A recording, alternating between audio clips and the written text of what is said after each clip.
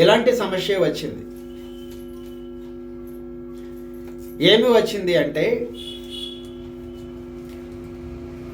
ఒక అతను వచ్చాడు. వచ్చేసి, ఈ రాత్రి నీకు నీ శత్రువులు హాని చేయి తలపెట్టారు కనుక ఒక పని చేద్దాము, మనం దేవుని మందిర గర్భాలయం లోపలికి వెళ్ళి మనం తలుపులు వేసుకొని దాక్కుందాం అన్నాడు. వింటున్నారా? దేవుని మందిరం యొక్క గర్భాలయంలోనికి వెళ్ళి తలుపులు వేసుకుని లోపల ఉండిపోదాం అన్నాడు. ఎందుకంటే ఈ రాత్రి నీకు హాని చేయడానికి వాళ్ళు ఒక ఆలోచన కలిగి ఉన్నారు అంటాడు నెహెమ్యా దగ్గరికి వచ్చి. నెహెమ్యా ఏం చేస్తున్నాడు? పడిపోయిన యెరూషలేం పట్టణం యొక్క గోడల్ని కట్టిస్తున్నాడు. యెరూషలేం పట్టణం పాడైపోయిందని కన్నీరు కార్చి రాజు దగ్గర నుంచి, అర్తహషస్త రాజు దగ్గర నుంచి బయలుదేరి వచ్చాడు. రాజు దగ్గర నుంచి అన్నీ తీసుకొచ్చాడు, మందిరానికి కావలసిన సామాగ్రి అంతా కూడా. రాజుగారి ద్వారా దేవుడు నెహెమ్యా ప్రార్థనను బట్టి మరలా తిరిగి యెరూషలేం మందిరం కట్టబడడానికి అన్నీ సమకూర్చాడు దేవుడు. కానీ అక్కడున్న కొంతమంది ఏం చేశారు అంటే, అది కట్టకూడదని అడ్డుపడుతూ ఉన్నారు. అన్యులైన వారు ఇజ్రాయెల్ దేశంలో మరలా ఈ దేవాలయం నెబుకద్నెజరు కాల్చివేసిన ఈ దేవాలయం మరలా కట్టబడకూడదు అని చెప్పని వాళ్ళు ఉన్నారు. కొంతమంది అక్కడ ప్రతి చోట ఉంటారు. ఎవరుంటారు? మంచి మార్గాన్ని చెడగొట్టే వాళ్ళు ఉంటారు. ప్రతి ఇంటిలోనూ ఉంటారు, ప్రతి పరిస్థితుల్లోనూ ఉంటారు. ఇది మంచి మార్గం అంటే అది కాదు అనేటువంటి వాళ్ళు ఉంటారు. కనుక ఏంటంటే, ఎంత నష్టం వచ్చినా ఇదే రైట్ మార్గం అనుకునేటువంటి వాళ్ళు ఉంటారు. కనుక మనం చాలామందిని చూస్తూ ఉంటాం. వెనక తిరిగి చూడరు, ఆలోచించరు. ఎందుకు ఇంత నష్టం కలిగిందనేది ఎప్పుడూ ఆలోచించరు. ఇదే నేను వెళ్తున్నదే సరైంది అనుకుంటూ ఆ బాధల్లోనే, ఆ కష్టంలోనే ముందుకు వెళ్ళిపోతూ ఉంటారు. కనుక నెహెమ్యా దగ్గరికి వర్తమానం తెచ్చాడు ఒక యవనస్తుడు. ఆ దేవాలయం కట్టకుండా ఉండటానికి సాతాను పన్నినటువంటి ఒక పన్నాగం ఇది. అంటే ఏంటి? నెహెమ్యా ఒక్కడిని బలహీనుణ్ణి చేస్తే ఇంకెవరు రారు పనికి, ఇంకెవరు ముందుకు రారు. అంతేగా? నెహెమ్యాని వీళ్ళందరినీ బలపరిచాడు.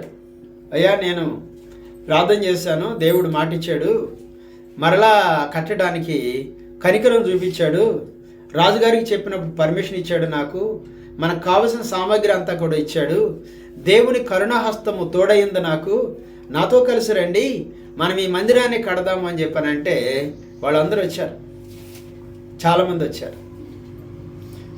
కనుక నడిపించేవాడు ఒకడు ఉంటే చాలు, చాలామంది ముందుకు వస్తారు. వచ్చారు, వచ్చి గోడలు కడుతున్నారు. పడిపోయిన యెరూషలేం యొక్క ప్రాకారపు గోడలు కడుతున్నారు. కడతా ఉన్నప్పుడు కొంతమంది శత్రువులు నెహెమ్యా వచ్చి ఇదంతా కట్టిస్తున్నాడు కనుక అతన్ని ఏదో ఒక విధంగా భయపెడితే మిగిలిన వాళ్ళందరూ వెళ్ళిపోతారని చెప్పని ఒక ఆలోచన చేశారు. వాళ్ళు నెహెమ్యాని భయపెట్టి ఏమని చెప్పాడనమాట, ఇతను వచ్చేసి, రాత్రి కాలమందు నిన్ను చంపుటకు వారు వచ్చేదరు కనుక దేవుని మందిరము గర్భాలయం లోపలికి వెళ్ళి మనము తలుపులు వేసుకునేదాము, రండి వెళ్దాం అన్నాడు. ఎవరిని? నెహెమ్యా. ఇప్పుడు నెహెమ్యా ఏమన్నాడు? చదవండి 11వ వచనం చదవండి. 6వ అధ్యాయం 11వ వచనం. నేను నా వంటి వాడు పారిపోవచ్చునా అన్నాడు. ఫస్ట్ ఆగండి. నేను నా వంటి వాడు పారిపోవచ్చునా అన్నాడు. ఫస్ట్ మొదటి క్వశ్చన్ అన్నాడు. కనుక నేను ఎవరు? నెహెమ్యా. రెండయ్యా, దేవుడు ఉన్నాడు, భయపడమాకండి, ఈ మందిరం మనం కడతాము, దేవుడు మనకి తోడుగా ఉన్నాడు, దేవుడు మనకి సహాయం చేస్తాడు, దేవుడు మనల్ని బలపరుస్తాడు, మీరు ధైర్యం తెచ్చుకోండి. అరే నోట్లు పెట్టుకోమగం పెట్టకూడదు నోట్లు. కనుక నాతో రండి, కూర్చో, సరి కూర్చో, ఆమెను డిస్టర్బ్ చేయమాక. కనుక నాతో రండి, నేను మీకు అండగా ఉంటాను, మనం వచ్చి ఈ దేవాలయం కడదామంటే వీళ్ళందరూ వచ్చారు. ఇప్పుడు నెహెమ్యా ఎవరు? నీరసపడిపోయిన వాళ్ళు, భయంతో ఉన్నవాళ్ళు. అయ్యో ఎందుకు ఇలా అయిపోయాం మనం, దేవుని మందిరం పడగొట్టబడింది, ఏంటి దుస్థితి మనకి అని ఎంతో మానసికంగా కృంగిపోయి ఉన్న ప్రజలందరిలో కూడా నెహెమ్యా వెళ్ళి ధైర్యం నింపాడు. ధైర్యం నింపన్నాడు, రండి. దేవుడు ఏం చేశాడో చెప్పనా? ఇదిగో చూడండి, రాజు దగ్గర పనిచేసే నాకు ప్రార్థన చేసినప్పుడు రాజు పర్మిషన్ ఇచ్చేటట్టు చేశాడు దేవుడు. ఇదిగో కావలసిన దూలాలు, కావలసిన సామాగ్రి అంతా రాజుగారి ద్వారా దేవుడు మనకి ఇప్పించాడు. ఆయన కరుణాహస్తం మనకు తోడుగా ఉంటుంది. రండి, దేవుడు నేను ప్రార్థన చేసినప్పుడు ఆలకించాడు, కట్టడానికి ఆయన మనకి సహాయం చేస్తాడు అని వాళ్ళందరినీ ప్రోత్సహించాడు. ప్రోత్సహిస్తే వాళ్ళందరూ కూడా వచ్చారు. పదండి వెళ్ళి కడదామని చెప్పాను. చూడండి అక్కడ అంటాడు, నేను వెళ్ళి వాళ్ళకి చెప్పినప్పుడు 2వ అధ్యాయం 18 చదవండి. 2వ అధ్యాయం 18. ఇదియుగాక నాకు సహాయము చేయు దేవుని కరుణాహస్తమును గురించి రాజు నాకు సెలవిచ్చిన మాటలన్నీ నేను వారితో చెప్పుతుని, అందుకు వారు మనము కట్టుటకు పూనుకొందాము రండి అని చెప్పి ఈ మంచి కార్యము చేయుటకై బలం తెచ్చుకోండి. ఎవరి ద్వారా బలం తెచ్చుకున్నారు? నెహెమ్యా ద్వారా. నెహెమ్యా చెప్పాడు, అయ్యా మనం కట్టడానికి దేవుడు ఇదిగో ఆయన కరుణాహస్తం నాకు ఎంత సహాయం చేసిందో రండి అన్నప్పుడు వాళ్ళందరూ ఈ మంచి కార్యం చేయడానికి బలం తెచ్చుకున్నారు. పదండి వెళ్దాం కడదామన్నారు. అప్పటిదాకా అక్కడే ఉన్నారు, కానీ ఎవరు ముందుకు రాలేదు. కనుక ఇప్పుడు నెహెమ్యా ఎవరు? నీరసిల్లిపోయి భయపడుతూ, ఏంటి ఇలా జరిగింది, ఎందుకు ఇన్ని నష్టాలు వచ్చినాయి, యెరూషలేము మందిరం కూల్చివేయబడింది, మన దేవుడు ఎందుకు మనం దేవునికి దూరం అయిపోయాము, దేవుడు మనకెందుకు సాయం చేయట్లేదు అని బాగా ఏం చేయాలో తోచని పరిస్థితిలో ఉన్నటువంటి వారందరినీ కూడా నెహెమ్యా ఏం చేశాడు? వారిలో మరల ఆశను చిగురింపజేశాడు, విశ్వాసాన్ని నింపాడు. దేవుని కరుణాహస్తం మనకి తోడుగా ఉంది, నాకు తోడుగా ఉన్న విషయం చెప్పాడు. కనుక రండి మనం వెళ్ళి ఈ మందిరం తిరిగి మళ్ళీ కడదామని చెప్పాను. అది కనుక నెహెమ్యా ఎవరంటే అతను ఇంతగా వారిని బలపరిచి దేవుని పని చేయడానికి వారిలో మరలా బలాన్ని నింపినటువంటి వ్యక్తి నెహెమ్యా. వారిలో ధైర్యాన్ని నింపిన వ్యక్తి నెహెమ్యా. వారిని పని వైపుకి నడిపించిన వ్యక్తి నెహెమ్యా. నిరాశలో ఉన్న వారికి మరలా వారిలో శక్తిని నింపి బలముని నింపి దేవుని పని కోసం వాళ్ళు బయలుదేరి వచ్చేటట్లు చేసినటువంటి వ్యక్తి నెహెమ్యా. ఇప్పుడు ఆ నెహెమ్యా ఏమంటున్నాడంటే, నేను నా వంటి వాడు పారిపోవచ్చునా అన్నాడు. ఏమన్నాడు? అయ్యా నీకేదో చేయాలనుకుంటున్నారని చెప్పాడు. అప్పుడు అన్నాడు, ఏమన్నాడో తెలుసా? మనం వెళ్ళిపోయి ఎక్కడికి వెళ్దాము? గర్భాలయంలోనికి వెళ్ళి అందులో ప్రవేశించి మనం పోయి తలుపు వేసుకునేదాము రండని చెప్పగా, గర్భాలయంలోనికి వెళ్ళకూడదు, ఎవరు వెళ్ళకూడదు. అవునా? ఇప్పుడు నెహెమ్యాకి తెలుసు అది. అందుకన్నాడు, నేను నా వంటి వాడు పారిపోవచ్చా అన్నాడు. ఒకటి. రెండవది, ఇంతటి వాడనైనా నేను నా ప్రాణమును రక్షించుకున్నట్టుకై గర్భాలయంలో ప్రవేశించవచ్చునా అన్నాడు. ఎంతటి వాడనైనా నేను, ఎంతటి వాడు ఇప్పుడు చెప్పుకున్నాక మనం చెదరిపోయిన వారు, భయంతో నిండిన వారందరినీ ఎంతగా బలపరిచి పనికి పూనుకునేటట్టు చేసి దేవునికి ప్రార్థన చేసి దేవుని సహాయాన్ని పొందిన నేను, దేవుని వాగ్దానం పొందిన నేను, వెళ్ళు అక్కడ మందిరం కట్టబడుతుందని చెప్పి దేవుడే నాకు వాగ్దానం చేసి పంపించినటువంటి నేను ఇప్పుడు నా ప్రాణమును కాపాడుకోవడానికి గర్భాలయంలో ప్రవేశించవచ్చునా? 2 ప్రశ్నలు వేశాడు. ఒకటి, నేను నా వంటి వాడు పారిపోవచ్చునా అన్నాడు. ఒకటి. రెండవది, గర్భాలయములో నన్ను నేను కాపాడుకోవడానికి గర్భాలయంలో ప్రవేశించవచ్చునా అన్నాడు. అవునా? అంటే ఏం భయం ఉంది? దేవుని మందిరంలో గర్భాలయంలోనికి అన్యులు ఎవరు కూడా ప్రవేశించకూడదు, యాజకుడు తప్ప వెళ్ళకూడదు. ఆ విషయాన్ని జ్ఞాపకం పెట్టుకున్నాడు. సహజంగా ప్రాణాపాయం వస్తుందంటే ఏమనుకుంటారు మనుషులు? ఏదో ఒకటిలే ముందు వెళ్ళిపోయి మన ప్రాణాన్ని కాపాడుకుందాం అనుకుంటారు తప్ప ఎన్ని ఆలోచించే వాళ్ళు ఎవరు కూడా ఉండరు, ఎవరు ఉండరు. అవునా? కనుక ఏంటంటే ఈ విషయాల్ని జ్ఞాపకం పెట్టుకున్నాడు. నేను నా వంటి వాడు పారిపోవచ్చున గర్భాలయంలో నన్ను నేను నా ప్రాణాన్ని కాపాడుకోవడానికి గర్భాలయంలో ప్రవేశించవచ్చున అన్నాడు.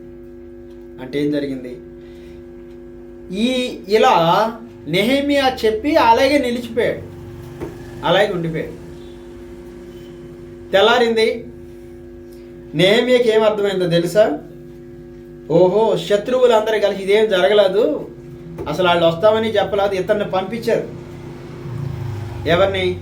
నెహెమియాతో మాట్లాడి నిన్ను ఏదో చేయాలనుకుంటున్నారు, కాపాడుకోవడానికి రమ్మని తీసుకొచ్చింది ఎవరంటే వాళ్ళు లంచం ఇచ్చి ఈ మందిరము కట్టబడకూడదు అనుకున్నటువంటి వాళ్ళు ఈ యవనస్తుడికి డబ్బులు ఇచ్చి లంచం ఇచ్చి నీ వెళ్ళి నెహెమియాతో ఈ తప్పు చేయిస్తే అప్పుడు అతని మీద మనం నిందేసి ఈ పని ఆపేయచ్చు. ఏం ఆపేయచ్చు? చూసారా, నెహెమియా వెళ్ళిపోయి గర్భాలయంలో ప్రవేశించాడు, ఆయనకేం భక్తి ఉంది, ఆయనకేమి దేవుని ఎడల విశ్వాసం ఉంది, మీరందరూ ఆయన మాటను నమ్ముతున్నారని చెప్పని అందరినీ పని జరగకుండా ఆపేయటానికి సాతాను పన్నినటువంటి ఒక వలది, సాతాను వేసినటువంటి వలది అది. ఇప్పుడు నెహెమియా భయపడితే ఏం చేసేవాడు? వెళ్ళిపోయేవాడు భయపడితే.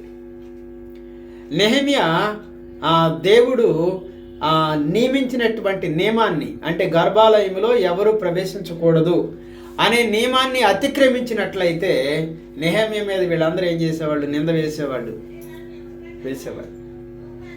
కనుక సాతాను ఏం చేస్తాడో తెలుసా? మనల్ని మాయ చేస్తాడు, మనకు అర్థం కాదు. ఆ సాతాను మనల్ని మోసగిస్తాడు, మనల్ని దేవునికి వ్యతిరేకంగా నడుచుకునేటట్టు చేస్తాడు, చేస్తాడు. ఎప్పుడైనా ఆలోచించాం మనం? ఎంత జాగ్రత్తగా ఉండాలి. ఎలా వచ్చాడు సాతాను అంటే నెహెమియా దగ్గరికి? పనంతా చెడగొట్టాలి అంటే నెహెమియాని ఒక తప్పు చేయించాలి. నెహెమియాతో ఒక తప్పు చేయిస్తే చాలు, ఇంకా మొత్తం పనంతా ఆపేయచ్చు అని చెప్పని అనుకున్నారు. ఆలోచించండి. అవునా? మనం కూడా ఏం చేస్తామంటే చాలా ఆశపడిపోయి, నేను చీరలు తేవద్దంటే తెచ్చి ఇక్కడ పంచారు నాకు తెలియకుండా. ఏమంటే పంచారా? నేను వద్దమ్మా తేవద్దు ఇక్కడికి అన్నాను. వీళ్ళు ఏమనుకున్నారంటే నాకు తెలియదు అనుకుంటున్నారు. చేయొచ్చా? నేను వద్దన్న దాన్ని చేయకూడదు కదా. అది ఎంత ఉంటుంది? 300 ఉంటుంది లేదా 400 ఉంటుంది. మనకి ఎన్ని చీరలు ఉన్నాయి, అసలు ఎన్ని బట్టలు ఉన్నాయి? ఆ చిన్న అల్పమైన దానికోసం ఆశించి అందులో మందిరంలోనికి వద్దంటే ఆమె ఒకటి చెప్పిన మాట ఎందో ఆమె అన్నీ తప్పులు చేద్దే, నెత్తి మీదకి తెచ్చుకుంటుంది. మళ్ళీ తిడితే ఇక వీళ్ళందరూ బాధపడతారని ఊరుకున్నా, లేకపోతే అందరి ముందు తిట్టాలి.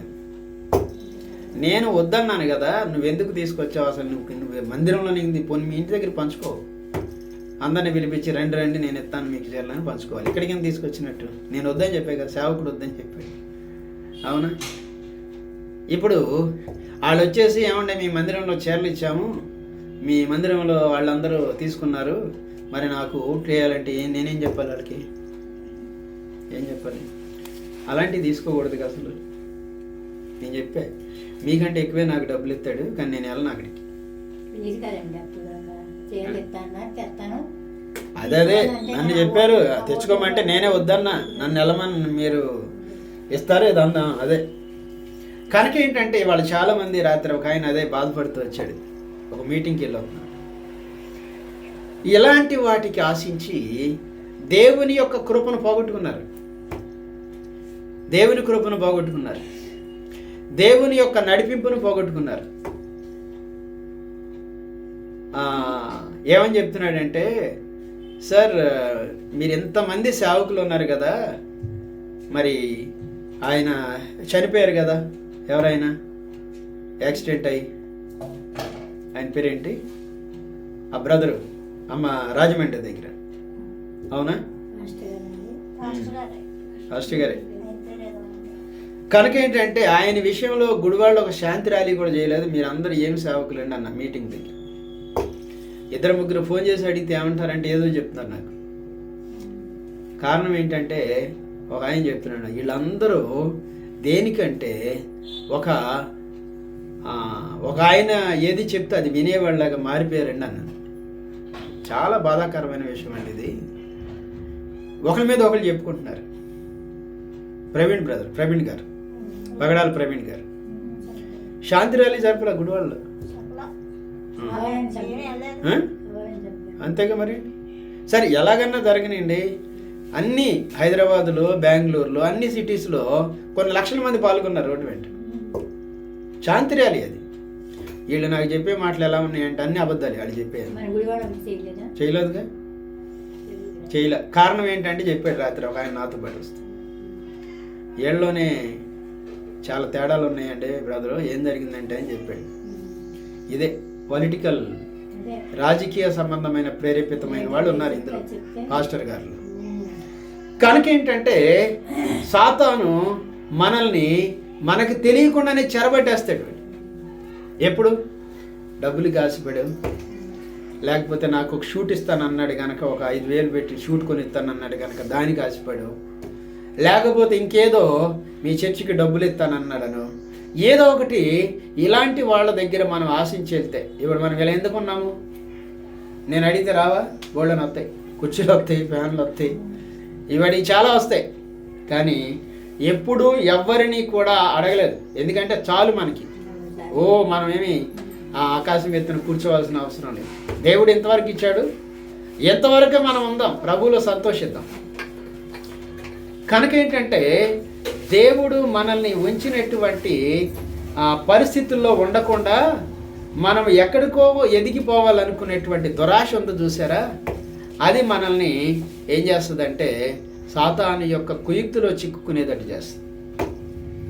సాతాను యొక్క బంధకాల్లో చిక్కుకునేటట్టు చేస్తారు. అది ఇంకో కొంతమంది నాదే భక్తి, ఇంకెవరిది భక్తి లేదని కనపడిన వాళ్ళందరూ నేను చెప్తానే ఉంటారు. ఇది ఒక సాతాను కుయుక్తి, తెలుసా? సాతాను కుయుక్తి. కొంతవరకే మనకు తెలిసిన వరకే అనాలి. బ్రదర్ అలా మీరు ఎందుకు అట్లా తెలిస్తే. కనుక నెహెమ్యా అంటున్నాడు, నేను నా వంటి వాడు పారిపోవచ్చునా అన్నాడు. ప్రాణమును కాపాడుకోవడానికి గర్భాలయములో ప్రవేశించవచ్చునా అన్నాడు. ప్రవేశించాలి. కారణం ఏంటంటే మొత్తం పని ఆపేయటానికి, మొత్తం యెరూషలేము పట్టణం మరలా కట్టబడ్డానికి మొత్తం ఆపేయటానికి సాతాను వేసినటువంటి ఒక వల. అందులో నెహెమ్యా చిక్కుబడలేదు. ఎందుకు చిక్కుబడలేదు? ఎందుకు అంటే నేను ఎవరినయ్యా? దేవుడు నన్ను బలపరిచి పంపించాడు మీ దగ్గరికి. మీరందరూ చెదిరిపోయి ఉన్నారు, అవమానాలు పొందున్నారు, అక్కడ నిందలు పొందున్నారు, రకరకాల మాటలు అనిపించుకుని ఉన్నారు. మీ దగ్గరికి దేవుడు నన్ను పంపించాడు కనుక నేను ఎలా ఉండాలి? ప్రాణం కోసం పారిపోనకూడదు, గర్భాలయంలో అసలు ప్రవేశించను, పారిపోకూడదు. నేను పారిపోతే ఇంకా వీళ్ళందరూ పోయి అసలు ఎవరు కూడా ఉండరు అక్కడ అని చెప్పాడు. నెహెమ్యా పారిపోతే ఇంకా మిగిలిన వాళ్ళు ఎవరు ఉండరు అక్కడ, పని జరగదు, ఆగిపోద్ది. కానీ దేవుడు ఏమిచ్చాడు? వాగ్దానం చేశాడు, నువ్వు వెళ్ళు, అన్ని సమకూర్చాడు, రాజు మనసు మార్చాడు, అన్నీ చేశాడు. ఇంతగా కరుణాహస్తము నాకు తోడుగా ఉన్న సంగతి వాళ్ళకి చెప్పినప్పుడు వాళ్ళందరూ బలం తెచ్చుకున్నారు. ఎవరో మనం బలపరిచేవాళ్ళమే తప్ప వాళ్ళు బలహీనలు అయిపోయేటట్టు చేసేవాళ్ళం కాకూడదు. మనం ఎవరమై ఉండాలి? ఇతరులను బలపరిచేవాడు. దేవుడు ఎప్పుడు మనల్ని బలపరుస్తాడు, మనం కూడా ఇతరులని బలపరిచే వాళ్ళంగా ఉండాలి. అంతేగాని కృంగ చేసే వాళ్ళంగా ఉండకూడదు. ఎందుకంటే దేవుడు సర్వశక్తిమంతుడు, సర్వాధికారి. ఆయనకి అసాధ్యమైనది ఏమీ కూడా లేదు. నువ్వు నమ్మిన ఎడల ఏం చూస్తావు? గొప్ప కార్యాలని చూస్తావు. కనుక ఏంటంటే దేవుడు మనకి ఇచ్చినటువంటి ఈ గొప్ప జీవితం, ఈ గొప్ప రక్షణ, ఈ గొప్ప విశ్వాసము మనల్ని ఏం చేస్తుంది అంటే అంతము వరకు నడిపించగలిగిన శక్తివంతమైంది. అంతవరకు అది మనల్ని పడిపోకుండా కాపాడేది. కానీ సాతాను మనల్ని పడిపోయేటట్టు చేసి మన పని చెడగొట్టి సాక్ష్యం పోగొట్టుకుని చివరికి ఎందుకు పనికిరాని వాళ్ళలాగా అయిపోవాలనేది సాతాను యొక్క ఉద్దేశం. అంతేగా? సాతాను యొక్క వలలో చిక్కుబడినప్పుడు మీరు అనుకుంటున్నారా సాతాను నాకు ఎన్నో వలలేసాడు కానీ దేవుని కృపను బట్టి తప్పించుకోగలిగాడు. దేవుడే నిజంగా చెప్పాలి అంటే దేవుడే కాపాడాడు. కనుక ఏంటంటే మనల్ని ఒక 10 మందిని ప్రభు వద్దకు నడిపిస్తున్నటువంటి మరి తన యొక్క సేవకుడిని సాతాను, దేవుని యొక్క సేవకుడిని సాతాను గురి చేస్తాడు. సంఘం పాడైపో మనం చూసాం. కొన్ని సంఘాల్లో పరిస్థితి ఎలా ఉంటాయి అంటే అసలు ఎందుకు గుడికి వెళ్తున్నామో తెలియదు, ఏం వింటున్నామో తెలియదు.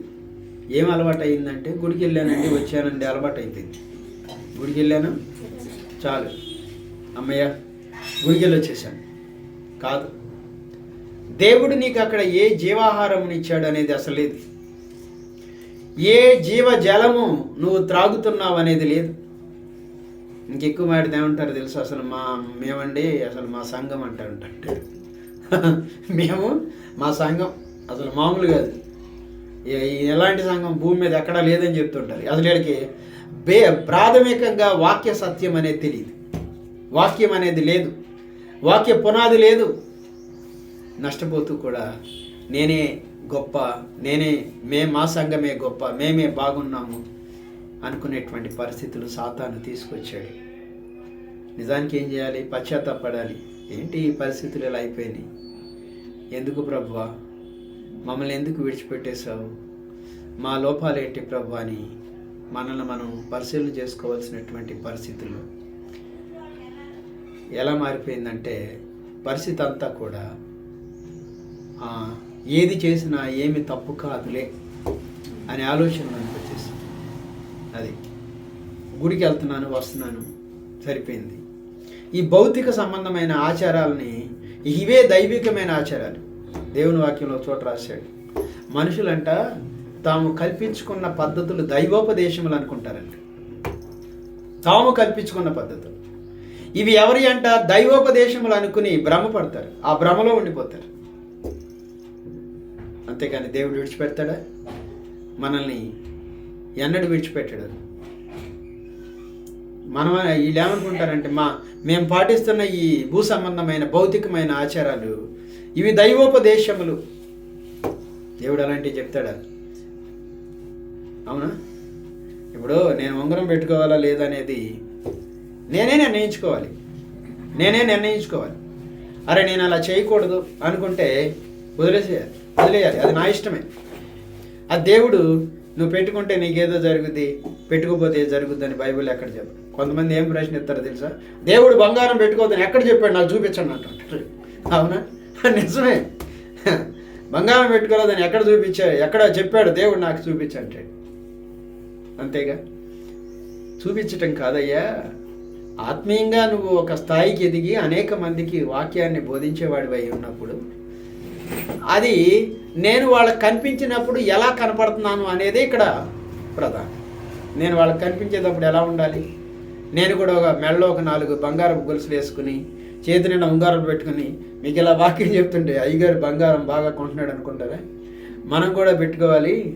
అవునా? అవునా? భౌతిక సంబంధమైనటువంటి వాటిని బట్టి సంతోషించే మనసు కదా మంది. భౌతిక సంబంధమైన వాటిని బట్టి సాక్ష్యాల్లో కూడా ఇవే చెప్తుంటే ఆశ్చర్యం వేస్తున్నాడు.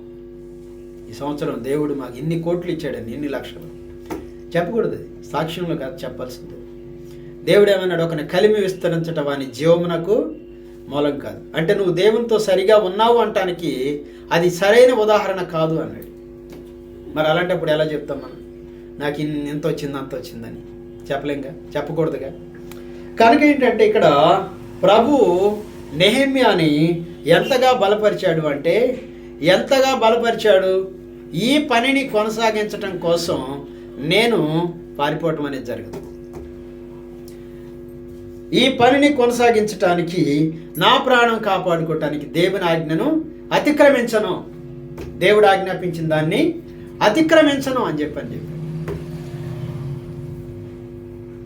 ఇంకేమైనా కానీ ఆ తర్వాత కానీ నెహెమ్యాకి ఏమర్థమైందంటే, ఓహో ఇదంతా కూడా వాళ్ళు ఒక నా మీద నింద వేయటానికి. చూసారా, గర్భాలయంలోనికి వెళ్ళిపోయాడు. ఆయనకి అసలు దేవుడు ఎలా తెలుసండి? గర్భాలయంలోనికి వెళ్ళొచ్చా అని చెప్పని అక్కడ అంటాడు చూడండి,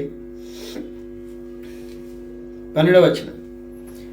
నేను అందులో ప్రవేశించనంటేని అప్పుడు దేవుడు అతన్ని పంపలేదనియు టోబియాయును సన్బల్లటును అతనికి లంచం ఇచ్చినందున నా విషయమై ఈ ప్రకటన చేసిననియు తేటగా కనుగొంటిని.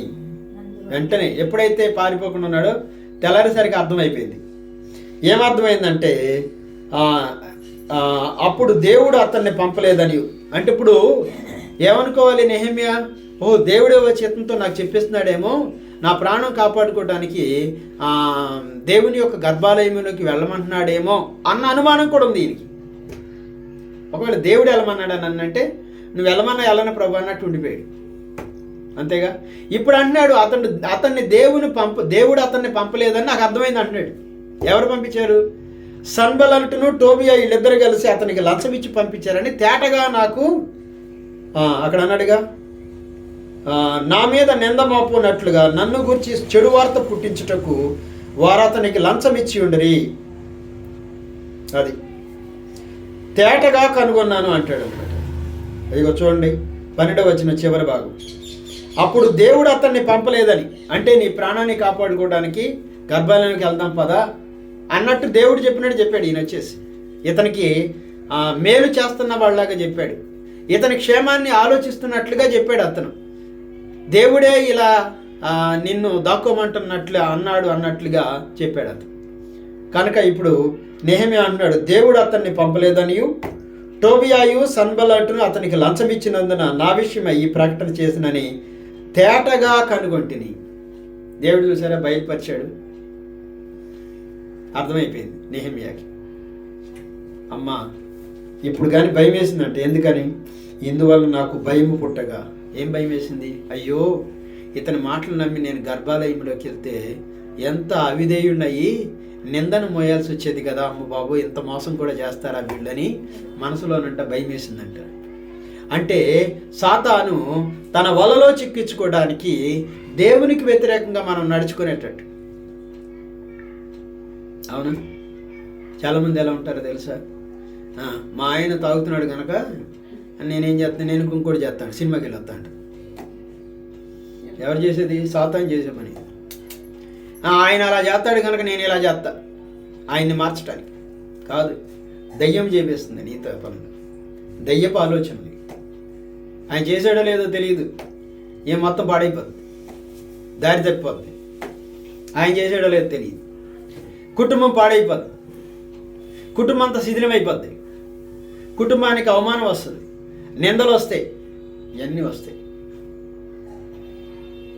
అవునా?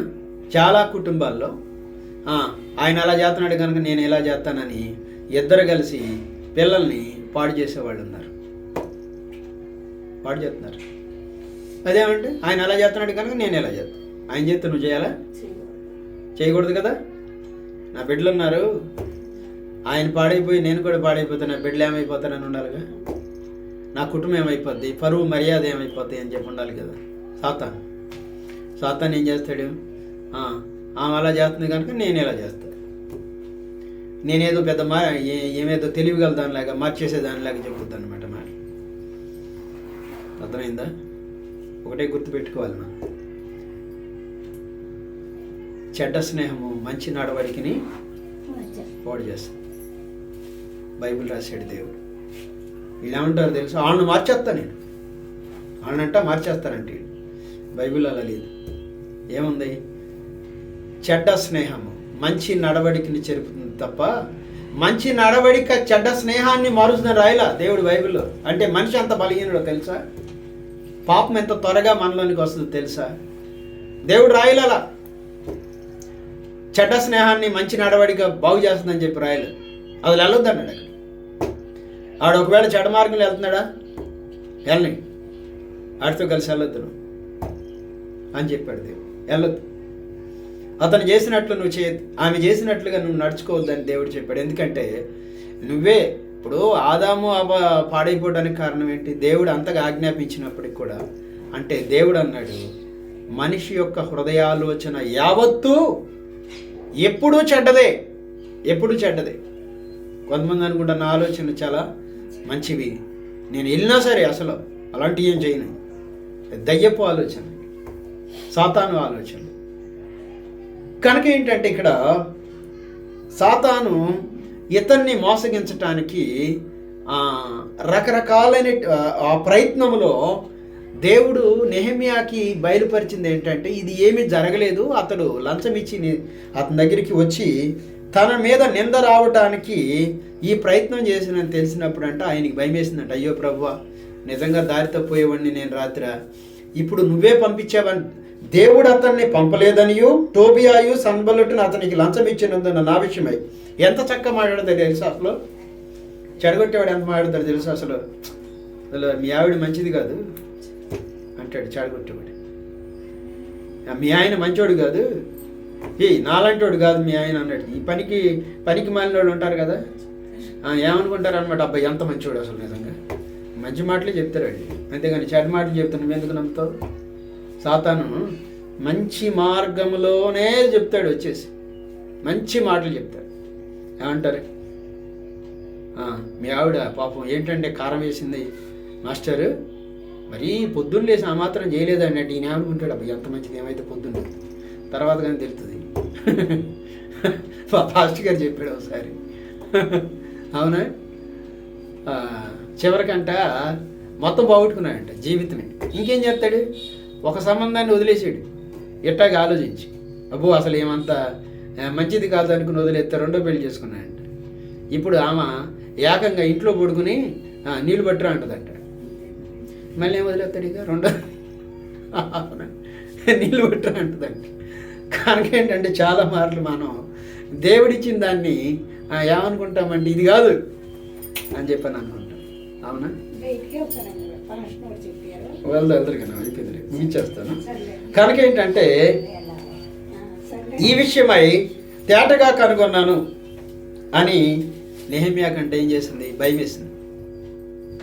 భయం వేసి అమ్మ బాబు ఇంత మోసంలో చిక్కుపడిపోతానేమని చెప్పని భయం పుట్టగా అతడు నేను అతడు చెప్పినట్లు చేసి పాపములో పడుదును అనుకుని, అమ్మ ఎంత రాత్రి ఎంత పాపంలో పడిపోకుండా నన్ను నేను ఆపుకోగలిగాను, నా మీద నింద మోపుట్టినట్లుగాను నన్ను గురించి చెడు వార్త పుట్టించుటకు వారు అతనికి లంచము ఇచ్చిరాయి.